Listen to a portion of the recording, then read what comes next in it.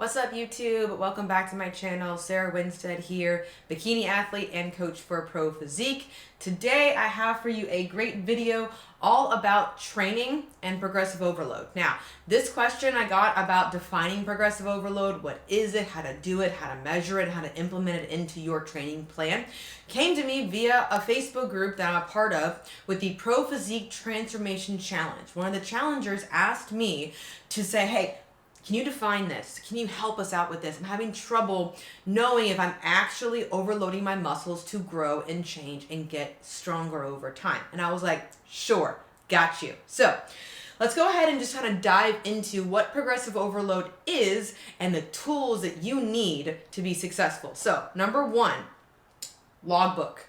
If you're not already tracking your training, i.e. writing down your actual lift, your sets, your reps, your weight, and even some notes maybe about your overall intensity, how you're feeling, start doing that. That's kind of the first piece of starting to actually learn about progressive overload and actually find out if you are progressively overloading in your training, is to know how many reps am I doing? How many sets am I doing? What exercises am I doing in my plan? So keep a logbook. There's a bunch of, I'll say, apps out there. A lot of my clients use apps, like the Strong app I know is very popular right now to track your training. I personally am old school, pen and paper. I literally put into Amazon fitness logbook and I picked one out on there. I have like 4 different ones. And so I do track my training, writing everything down, every single training session. And I do make notes about my intensity. And I'll go into that a little bit more. And in this video, it's one of the factors that influences progressive overload. So number one, you need a logbook. You need to track your training to find out where you are and what you're doing. Now, how to actually progressively overload your training. There's a variety of ways that you can do this, and it doesn't have to be every single thing every single time. You can focus on load, weight. That's the easiest one I'll say to focus on. Not every single session are you going to go up in weight. It may be every few weeks, but if you are adding weight to the bar or increasing the weight of your dumbbells or on the machines, then you know you're increasing the load, you're progressively overloading the muscle in a way that's going to challenge it over time to come back stronger, to get better, and to actually grow and change and adapt to that change in stimulus. That's really what drives that muscle to grow, is that change and adaptation to that stimulus that we are putting on it. Now, these are all stimuli that we put onto the muscle to force it to grow and to change. Now, load is the easiest. This is where my clients are like celebrating hitting a PR every now and again. It's not going to happen every single time, but every so often, adding 5 pounds here, even a 2.5 pound weight, especially on your auxiliary movements like bicep curls, lateral raises, tricep extensions, things like that can make a big difference over time, because then you look back, you're like, oh wow, over the last 6 months, I've gone up 8 pounds in my bicep curls or 10 pounds in my tricep extension. It doesn't seem like a lot when you're actually doing it, but continuing to push forward is really what makes the difference as far as overall load is concerned. Now, I will say a caveat here, okay? It's not just pushing the most amount of weight possible, okay? There's a lot of other factors that we have to take into consideration here when we are talking about progressive overload, because there is such a thing as pushing too much weight, and that way you can cause injuries, which we don't want in the gym. You know, you'll see in the gym sometimes what I call the ego lifters, as far as like they're trying to like half rep, you know, the hundreds on chest press, when you know their form is off, but they can get the weight, but hey, you know, they may not necessarily be overloading the muscle in the right way to actually grow and change. They actually may be setting themselves up for a future injury. So form, number one key. Second, along with that, is injury prevention. So sets and reps, I typically say go hand in hand. I'm more of a fan personally with my clients of reps than adding on sets. However, I will, you know, maybe add on one additional working set or maybe an intensifier like a drop set on some things on occasion to continue to challenge and overload the muscle. Now, say you got, for example, like 10 of your, 12 reps last week for lat pull downs at 75 pounds. Okay. 2 weeks later, you got 11. That's overload. That's getting better. That's beating the logbook. Basically, putting yourself in a position to overload that muscle to grow and to change. That's one more rep that you got at the same intensity level that you had 2 weeks ago. You're getting stronger. Sets, like I mentioned, we can actually add in a drop set or an intensifier on occasion, or maybe if we're doing 2 working sets, we can add a 3rd working set. When we feel like our muscles are like, okay, maybe I'm plateauing a little bit as far as like my overall strength is concerned, or I feel like, ooh, I've got more in the tank, I can add an extra set in. What I don't want to see is if we're doing 4 working sets, adding a 5th working set. That can be very overtaxing on the muscles. More is not necessarily better, especially when it comes to, I'll say, sets, working sets specifically. Better is better. I'd rather you focus more intensity maybe on rep or load, or adding an intensifier in, or other things that I'll go over in a second, like mind-muscle connection, better form, better range of motion, rather than constantly adding in sets. Because where do we go from there? 6 working sets, 7 working sets. You're going to be in the gym for 3 hours, and no one wants to be there that long. The next couple kind of go hand in hand. Mind-muscle connection. So are we feeling the muscles working that we're supposed to be working? For example, like a lateral raise. Are we feeling it in that lateral deltoid, or are we feeling it in our trap?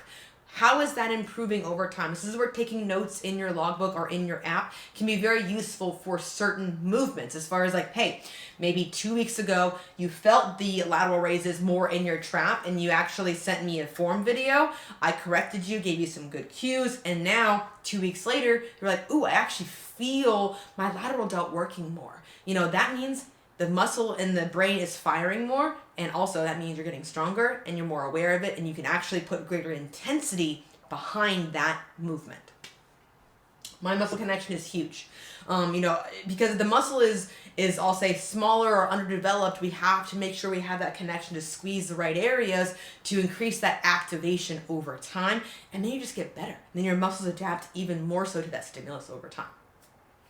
Form and range of motion improvements. As far as like I mentioned before, like the half reppers, okay, maybe we're actually doing full range of motion, active range of motion. It differs for everybody based upon like their height, their insertion points, and their levelers and injuries and things like that.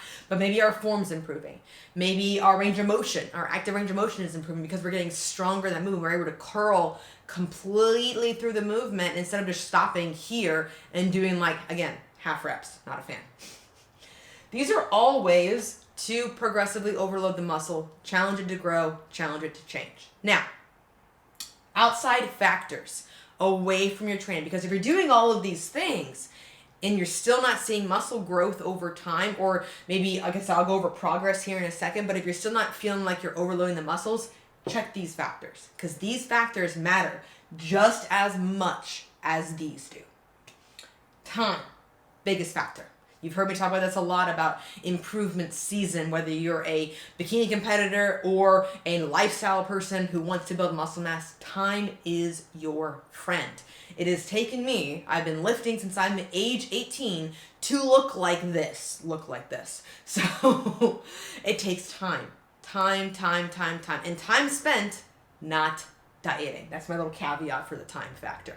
Because we can't build muscle in a deficit. Most of us can't. I would say very, very small percentage of newbie lifters, like brand new, never touched weight in their lives, that is possible for them to build muscle mass in a calorie deficit, just because their muscles are going to adapt very quickly. It's a brand new stimulus. They have a lot of wiggle room to grow. But lifting age, that's the next thing, in conjunction with time. The longer you do this, the longer you do bodybuilding as a sport, as a lifestyle, as a competitor, whatever it is, the longer it's going to take to progressively overload, to see that progress, to feel that overload stimulus on the muscle grow and change and things like that. You may add a pound of muscle in a year, or every 6 months or something like that as well. Like for me, I'm hoping just to add maybe 2 pounds of muscle in 2 years, because I am a trained person. I've been training, like I said, since age 18, but I've also been bodybuilding since 2016, and so that's a solid 7 years of doing this. And so it's like my training age is a lot higher than someone that's brand new that can experience more muscle gains in their first year or two than I may experience in my 6th, 7th, 8th, 9th, 10th year. But you're still gonna see it in your physique. You still can get there, but again, that progress all depends upon those kinds of factors. Now, I'm talking about lifting age. I'm not talking about training or exercising. There is a difference between people that go in the gym. I have no qualms against this. I support you. You're going in the gym. You're moving your body with intention. There's a difference between exercising, of like moving your body with intent, maybe going to a class or getting on the machines, trying things out, trying to form new healthy habits. That's fantastic. Please continue to do that. There's a difference between that and following a plan, a training plan with goals, with PR goals, with maybe competition goals or lifestyle goals, and having the support of a coach and things like that as well. That takes you to the next level. We all start here. I started here, exercising. Then we started over to training. And so that's why I say lifting age, not necessarily like exercising age. Recovery and nutrition. Recovery is huge. I used to be team no rest day. If you watch my videos, you heard me talk about this a lot. Take your rest days. More than one.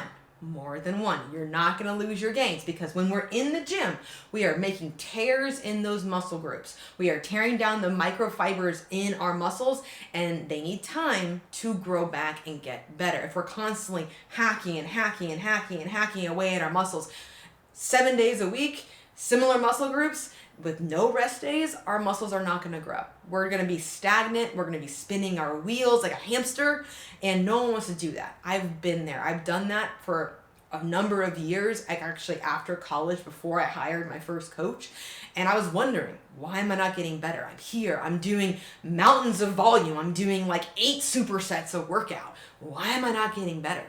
It took a coach to tell me, take a rest day. And I was like, what is that?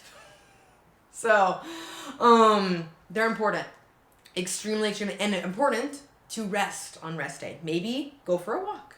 If you want to meal prep, sure, go to the grocery store, but rest. You're going to be fine. It's a mental barrier. I've even had some clients text me on their very first rest day of being like, oh God, what am I doing? How can I do this? And I'm just like, you're fine. You're good. Keep going. And they wake up the next day and they're like, oh wow, I feel better. My legs aren't like super fatigued right now. I actually can go, and maybe I was able to push more weight the next time I'd actually train because I took a rest day. That's progressive overload. Nutrition. Like I mentioned before about the time aspect of things. Spending time away from dieting. Eating at maintenance or a very slight surplus. It's not a dirty bulk. And trust me, you're not going to get bulky. Trying to get bulky for 10 years. It hasn't really worked.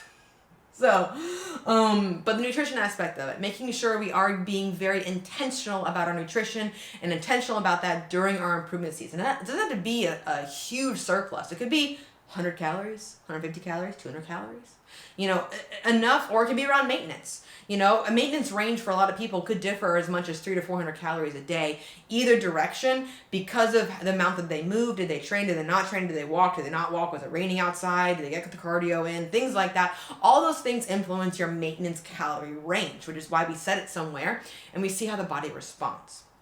But proper nutrition, protein, number 1, it's a building block of muscle mass. Number 2, carbohydrates. Timing those pre and post training, and I have a great video on intra-workout nutrition, peri-workout nutrition, and ways to kind of time your carbohydrates to get the most bang for your buck for energy and recovery purposes.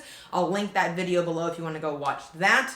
But then also fats. Fats are very important for hormonal health, and if our internal health is not good, our body's not going to respond. A healthy body is a responsive body, dieting and in improvement season. All right, last thing. Monitoring progress. Like I mentioned before, logbook, essential. If you're beating the logbook, 1 more rep here, 5 pounds here, or better mind muscle connection notes here, or better pumps here, or anything like that, that's beating the logbook. Photos, huge, especially in improvement season. These can be hard to do.